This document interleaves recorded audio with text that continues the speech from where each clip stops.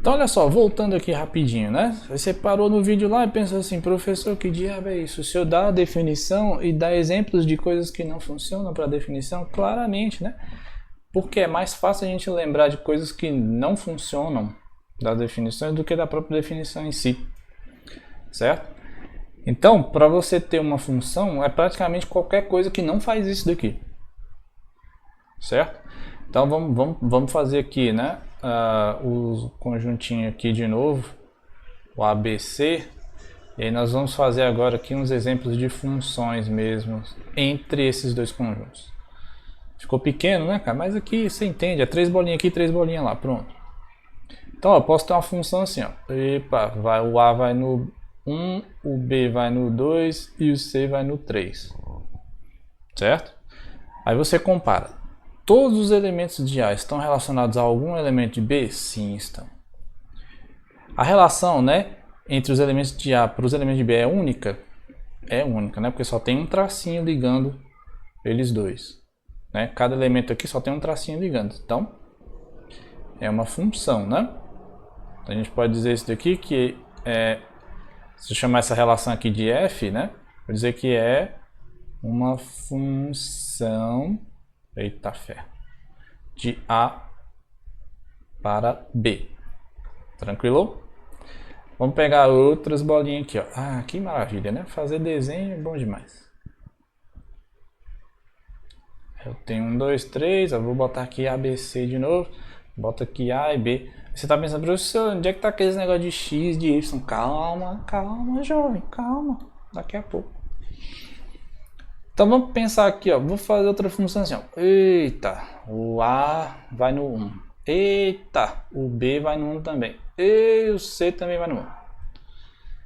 Certo? Aí você olha e pensa, ah, mas não é função, né, professor? Porque, ó, tu falou lá que a bagunça era única. Então como é que tá indo todo mundo no 1? E aí tu vai chamar de função? Não é, né? Aí eu vou falar, mas calma, jovem. Que isso, cara? Calma. Olha a definição de novo lá. Esta relação é única para os elementos de A. Não falou pelos elementos de B. Ou seja, pode ir todo mundo no mesmo ponto e ainda ser função? Claro que pode, né? Aqui ó, você tem todos os elementos de A relacionados com algum elemento de B. E dos tracinhos que saem de A, só sai um por elemento. Então aqui a gente tem também que é uma função, eita, de A para B. Aí vem a pergunta aqui, né, cara, que eu vou deixar até no laranjado. Então posso pensar assim. A pergunta é: temos uma função de B para A, certo? Ou seja, se a gente considerar agora não a coisa saindo daqui e chegando lá, mas vindo daqui e voltando, a gente tem uma função de B para A? Aí não tem, né? Porque os elementos que estão agora no conjunto de partida, que é nesse sentido, né, daqui para cá, voltando, não estão todos relacionados com o A, com o conjunto A. E na relação que a gente tem, só tem o 1 relacionado com 3 caras diferentes aqui dentro. Então, a relação do conjunto B para o conjunto A não é única, né? Então, aqui a gente não tem uma função. Certo? Por quê? Porque não respeita a definição que a gente fez, né? De funções que relacionam todos os elementos do primeiro conjunto com algum do segundo, certo? O primeiro conjunto que a gente tem, geralmente a gente chama de domínio, certo? E o segundo conjunto a gente chama de contradomínio, certo? Tá bom? E aí esse aqui seria o domínio, esse daqui seria o contradomínio, e a imagem da função são todos os pontos que ela atinge, né? Por exemplo, a imagem desse primeiro caso aqui é o próprio conjunto B, porque a função atingiu, né? Você tem uma setinha atingindo todos os pontos do conjunto B. Para esse daqui, a imagem desta função é só o número 1, porque você tem atingindo esse cara só só tem ele sendo atingido, né, por F. Os outros dois escaparam aí.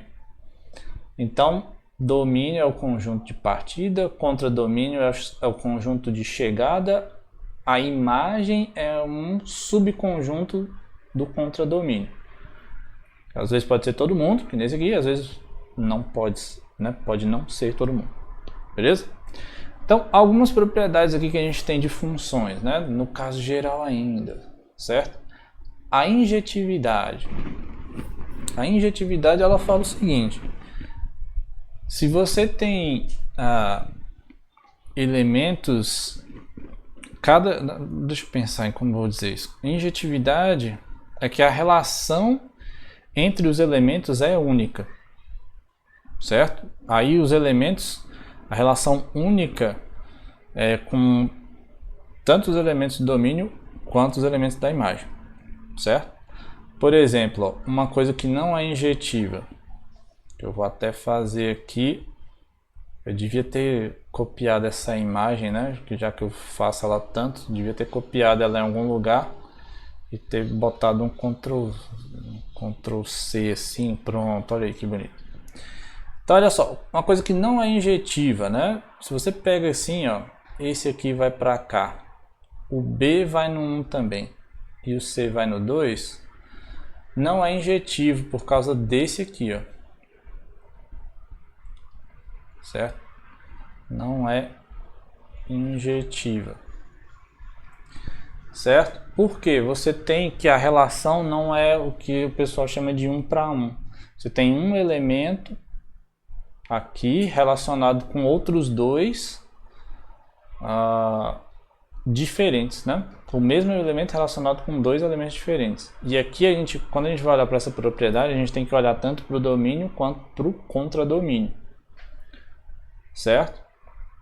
Então, o que é ser injetivo? É que a relação é única para cada elemento. Ou seja, elementos diferentes estão relacionados com elementos diferentes. Certo? Tranquilo? Então, injetividade é isso. Elementos diferentes relacionados com elementos diferentes. Vamos botar aqui assim, né? Uma definição.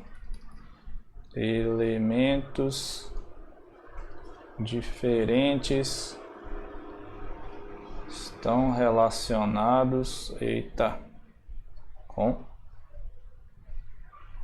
elementos diferentes. Ou seja, a relação é única para cada elemento que você escolhe, vai ter uma única imagem. Não pode ter a mesma, né? Os indivíduos diferentes não podem ir no mesmo lugar. Certo? E a sobrejetividade, que é outro... eu copiei, né? Olha que maravilha. Pronto, olha que beleza. E a sobrejetividade, ela diz o seguinte: quando você tem essa propriedade satisfeita, quer dizer que a função consegue atingir todo mundo da imagem. Ou seja, a imagem é o próprio contradomínio. Uma coisa que não é injetiva, né? Droga, isso aqui também funciona. Você pegar aqui, ó, vou pegar o A e vou levar no 1, aí o B eu vou levar no 3 e o C eu vou levar no 3, certo? Essa aqui não é sobrejetiva porque esse carinha aqui não está relacionado com ninguém, certo? Então aqui foram no mesmo lugar, né? Aí elementos diferentes no mesmo lugar, aí dá errado. Na sobrejetividade se faltou um elemento para ser atingido, então não é sobrejetiva. Então vou botar aqui, não é sobrejetiva. Certo? Então, né? Porque ninguém chegou aqui, né? Ninguém chegou aqui.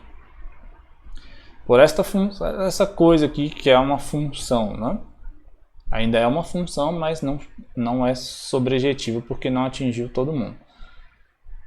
Certo? Então a sobrejetividade a imagem é igual ao contradomínio, ou seja, eu tenho que atingir todo mundo, certo? Atingir todo mundo no contradomínio. Então a gente pode pensar assim: a definição é atingir todo mundo no contradomínio. Beleza? Bom, então essas duas propriedades é que a gente mais utiliza para fazer a análise de funções. Como a gente está fazendo aqui, né, o caso discreto, não é o nosso caso de cálculo, daqui a pouco a gente vai entender como é que essas coisas se traduzem para a função que tem aquele x bonito, que aquele x é um número real, né? Certo? Então, eu vou continuar falando ainda com esses conjuntos discretos para a gente entender o que é e quais são as propriedades das funções no geral, e depois a gente vai para esse caso específico exatamente das funções reais, que é o nosso objeto de trabalho aqui em cálculo 1, beleza? Mas eu espero que esteja ficando claro o que são essas propriedades aí, certo? Até logo!